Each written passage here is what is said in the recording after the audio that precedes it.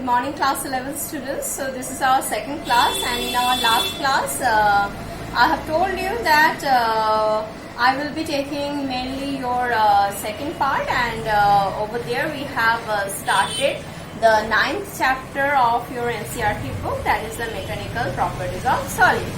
And while discussing that, in our last class we have seen these terms that deforming force, rigid body, and then we have discussed about elasticity and plasticity.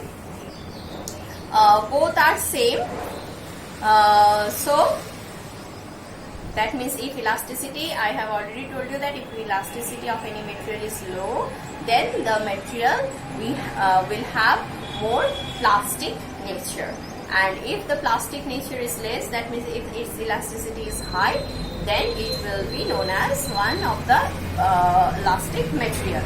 And there also I have told you that whatever we had the concept that whenever the elasticity comes in our mind, for an example we think of the rubber band, but the rubber band's elasticity is not high. So the high elastic material, one of the example can be the iron, as because it has a greater capacity to resist the deforming force. Now as we know about the elastic property of the material, let us first discuss now that how this elastic behavior in solid is developing. So in my last class I have while defining the rigid body, what I have told you that I have told you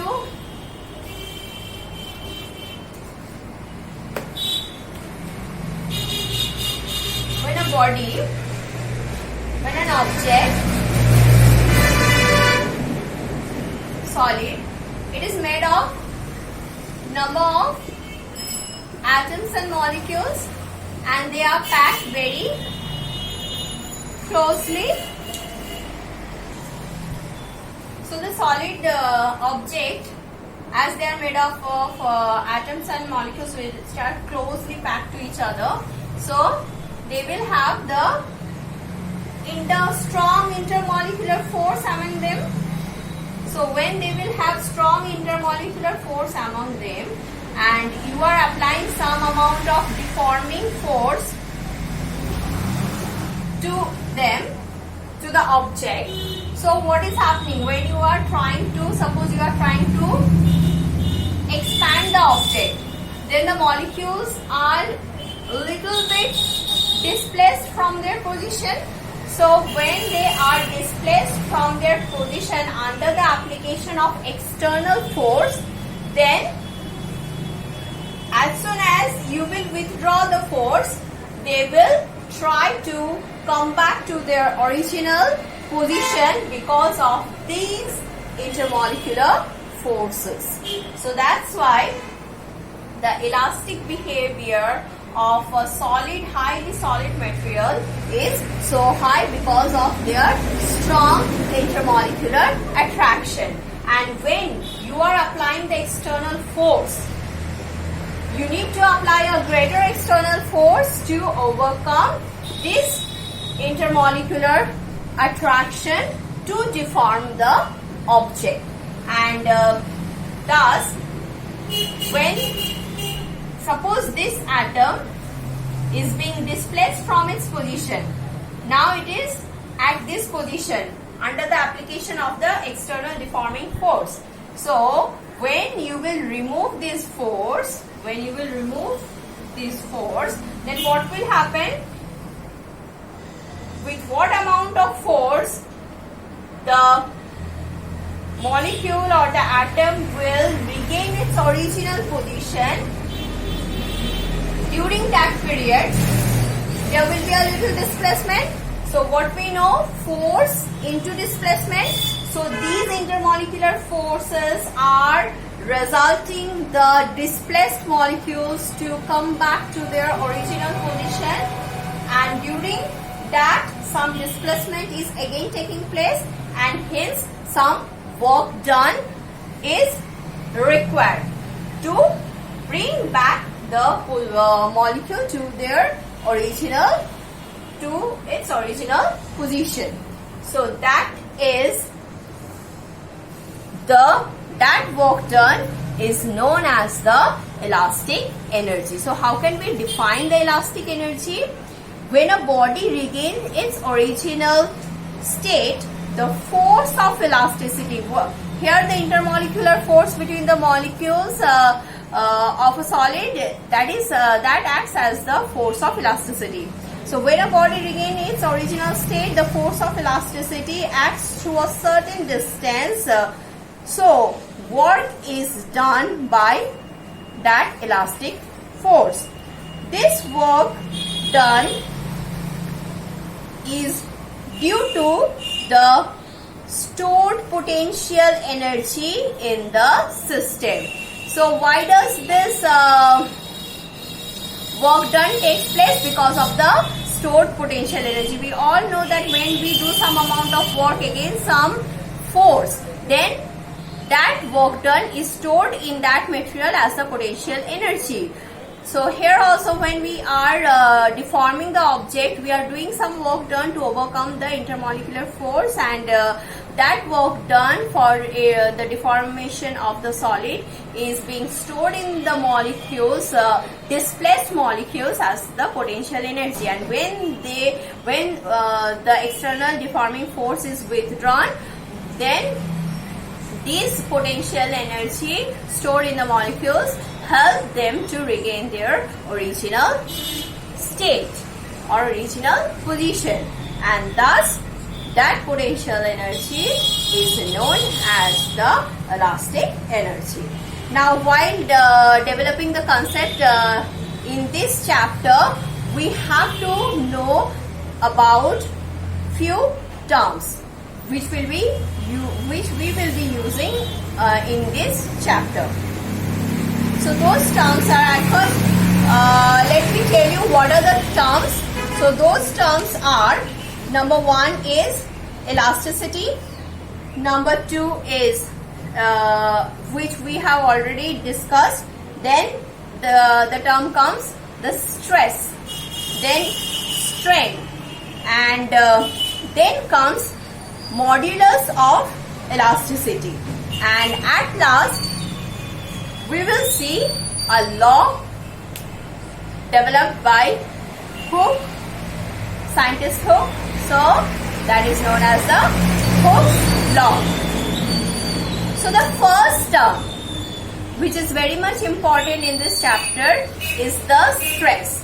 Now let me ask you that what is stress?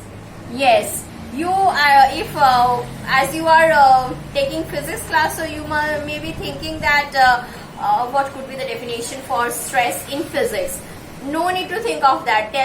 Just recall what you know about stress. Yes, the thing what you have just passed through, or even now also maybe you are passing as because of this corona situation. And a few months back, due to the first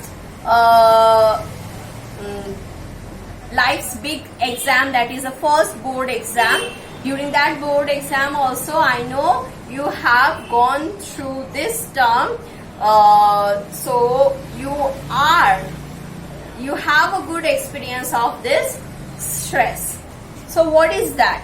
So if I will tell you, taking that example of what you have faced during examination, if I try to explain it on that basis, this stress, that means when the exam comes, it creates some uneasy environment around you. That means you feel the pressure of the exam. You feel the pressure of the exam, and hence as a result you feel the stress. So because of the exam pressure you feel the stress. That is the same thing what happens in the solid objects.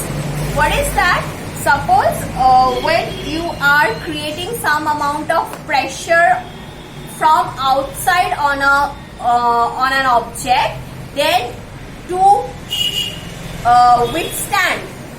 withstand with that pressure, that means To avoid deformation, a continuous inner struggle starts in the object. What happens in human also? Suppose if someone gives you some amount of pressure, how can they give you? If someone forces you to do something, suppose in the exam time, your parents, they always say study, study, study. Even the syllabus, that also affects you.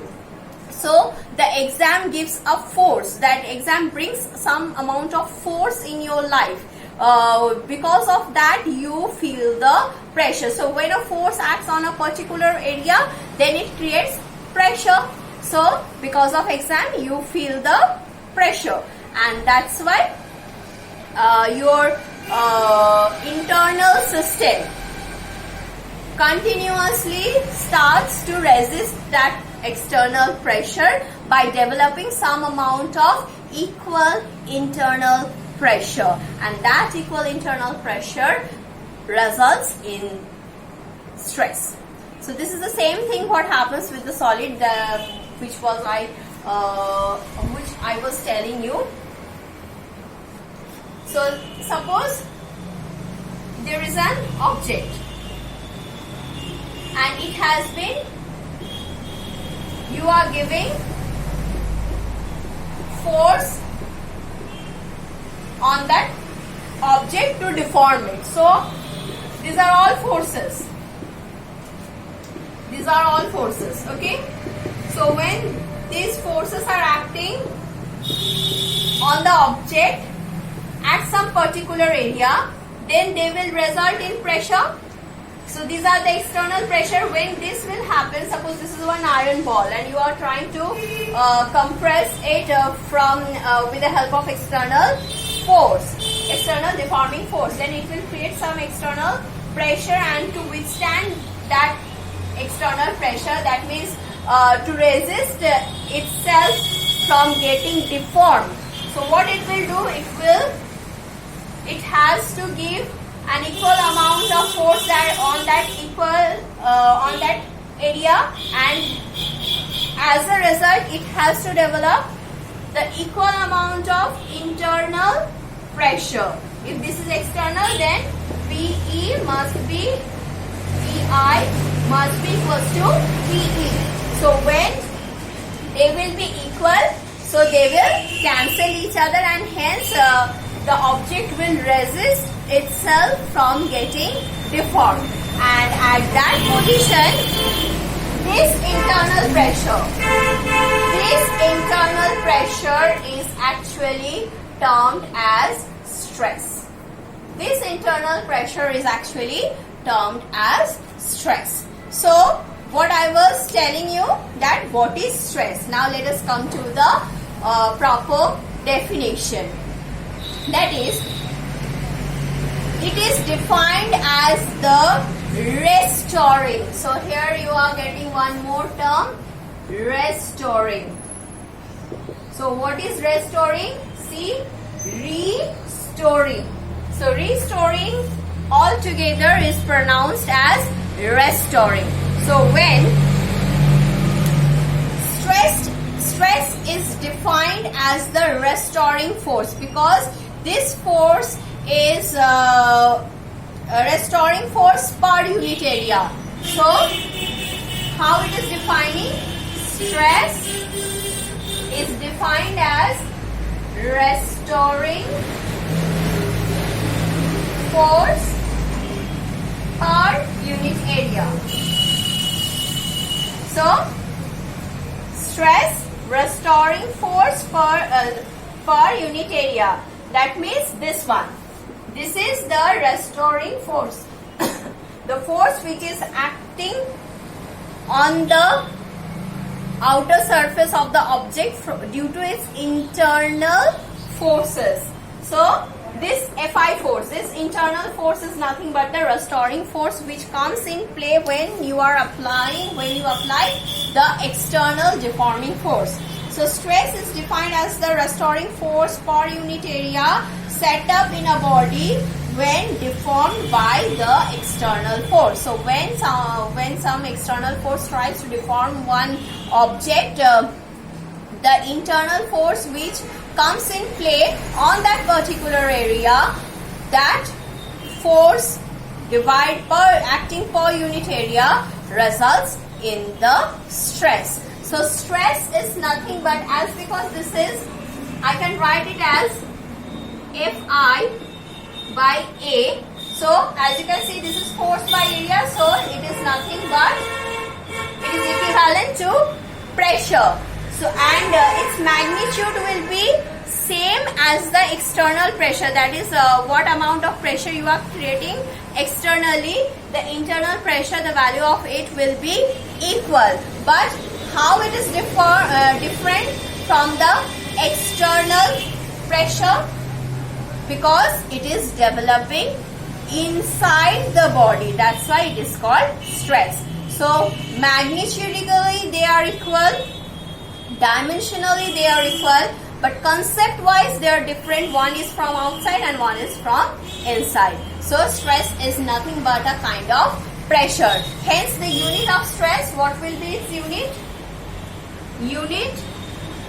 Yes, obviously Pascal. There's a unit of pressure, Pascal. That means Pascal is nothing but Newton per meter square. Newton per meter square, that is the unit of stress. Okay. So what I told you, stress, the magnitude of the stress, the magnitude of the restoring force will be exactly equal to the applied external force, and stress is nothing but a pressure.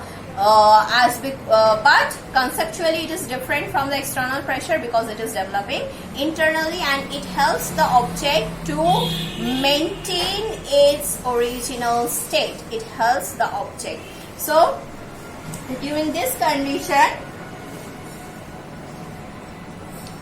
in your second chapter you must have learnt about the dimension. So here if I write the dimension of it, so what I can write? Dimension of stress,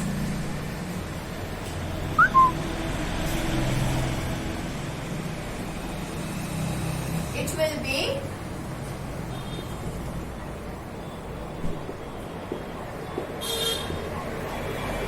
so dimension of force,